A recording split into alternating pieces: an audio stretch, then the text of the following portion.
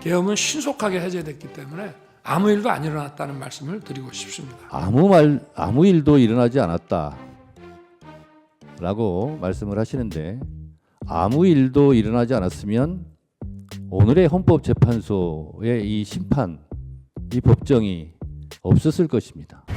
오늘 제가 그냥 설명을 드리겠습니다. 선관위에 좀 보내라고 한 것은 제가 김용현 장관에게 얘기를 한 겁니다.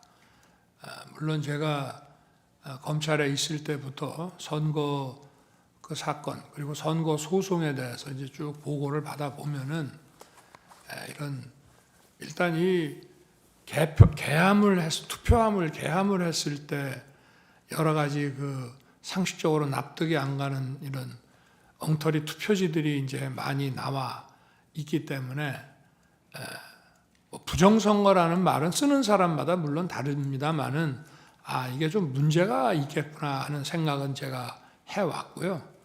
근데 이제 2023년 그 10월에 국정원으로부터 한 3차례에 걸쳐가지고 중앙선관위 그 전산 그 시스템에 대해서 자기들이 점검한 거를 보고를 받았는데 정말 많이 부실하고 엉터리였습니다. 그런데 이제 국정원에서는 그때도 이거를 충분히 다 보여준 게 아니라 아주 일부만 보여줬다. 제가 그때 보고받기에는 한 5% 정도 장비만 보여줬다라고 했기 때문에 제가 김용현 장관한테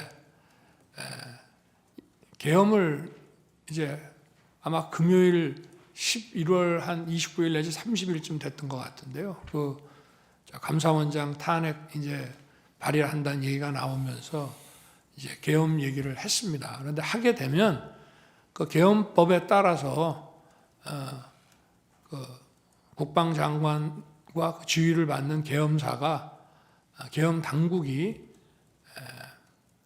그 계엄 지역 내에서의 행정사법 사무를 관장하게 돼 있기 때문에 이거는 무슨 범죄의 수사 개념이 아니라 선관위에 들어가서 국정원에서 다 보지 못했던 선관위의 전산 시스템이 어떤 것들이 있고 어떻게 이것이 가동되고 있는지를 스크린을 하라. 그렇게 해서 이제 계엄군이 들어간 것으로 저는 이제 알고 있는데 제가 이제 계엄 해제를 하고 나가지고 언론에 보니까 저도 방첩사나 사이버사가 투입이 된 줄 알았는데 이 정보사가 들어가고 나머지는 뭐 근처에 있으면서 들어가지 못하고 왔다고 하는 보도를 제가 봤습니다. 그래서 제가 그때는 김용현 장관이 구속되기 전이라 이게 정보사가 갔느냐 하니까 IT 요원들이 거기가 좀 실력이 있어서 그렇게 보냈습니다라고 이제 보고를 받았고요.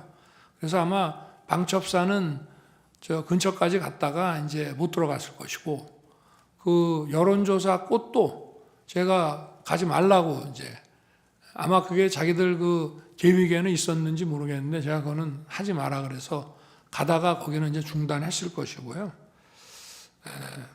그리고 이거는 이제 포고령에 따른 수사 개념이 아니라 행정사법 사무를 관장하기 때문에 정부 부처나 공공기관 같은 데는 계엄군이 들어갈 수 있다고 저는 판단했습니다. 그렇게 해서 기본적인 그 관계를 확인하는 것이고 그 다음에 이제 지금 뭐 제가 그 장관에게 얘기할 때는 이거는 계엄의 형식을 빌린 대국민 호소고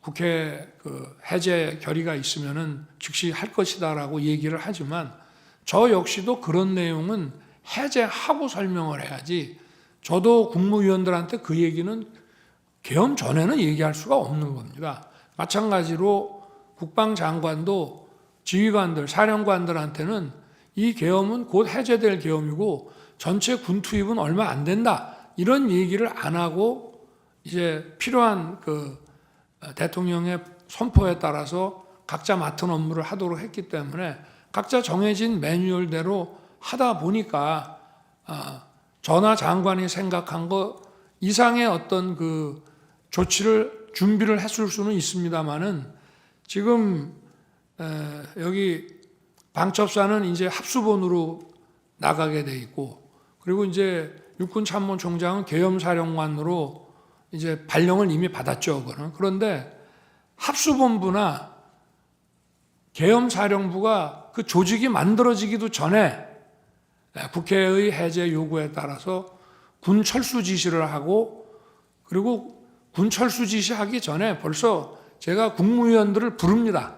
나와서 비상계엄 해제를 하려면은 국무회의를 해서 또 해제를 해야 되기 때문에 집에 들어간 국무위원들을 나오게 하고, 그 시간까지 기다리기가 뭐해서 저 장관하고 계엄사령관을 불러서 저 군을 철수시켜라. 특히 국회에 있는 군은 이동수단이 도착하기 전이라도 무조건 경내에서 빼내라.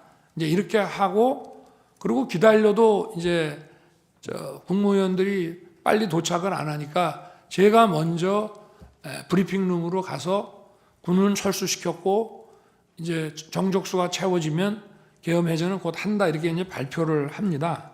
그래서 지금 뭐 여러 가지, 아까도 제가 말씀을 드린 게 아무 일도 안 일어났다는 말씀을 아까 드렸고요.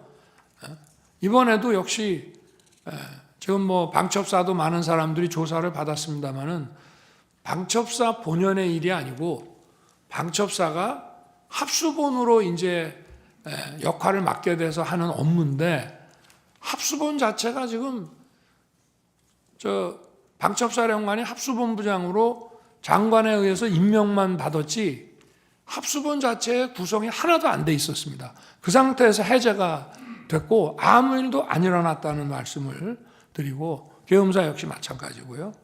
그리고 이제 아까 그 선관위에 왜 가셨냐고 하는 문제는, 제가 그래서 계엄법 7조에 따라서 행정사법사무를 관장하기 때문에 제가 평소에 의문을 가졌던 거, 또 2023년 10월에 국정원 보고를 받고 대단히 미흡하게 점검했다는 것 때문에 어떤 시스템이 있는지는 알아놔야 나중에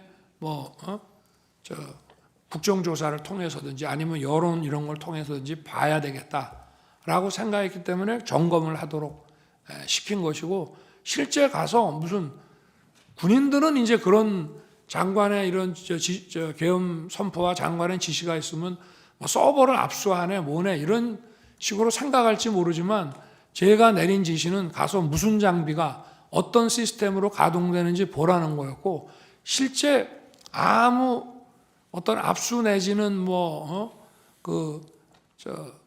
서버 압수라는 그 하드웨어뿐만이 아니라 그 안에 있는 어떤 소프트웨어나 이런 컨텐츠도 압수한 게 전혀 없는 것으로 저는 보고를 받았습니다. 그만큼 계엄은 신속하게 해제됐기 때문에 아무 일도 안 일어났다는 말씀을 드리고 싶습니다. 이상입니다. 말씀 잘 들었습니다. 오늘 주로 재판정에서 나왔던 가장 강력한 어딩이 아마 체포라는 단어일 겁니다.